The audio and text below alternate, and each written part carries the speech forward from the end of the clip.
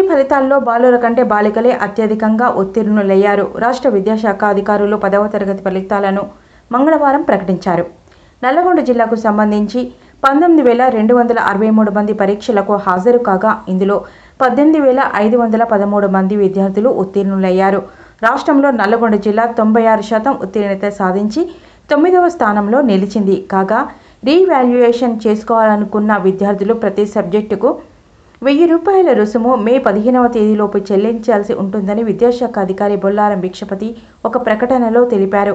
అదేవిధంగా ఫెయిల్ అయిన విద్యార్థులు ప్రతి సబ్జెక్టుకు ₹500 మే 15వ తేదీలోపు చెల్లించాల్సి ఉంటుందని, జూన్ 3 నుండి 13 వరకు అడ్వాన్స్ పరీక్షలు నిర్వహించడం జరుగుతుందని డీఈఓ ప్రకటనలో పేర్కొన్నారు.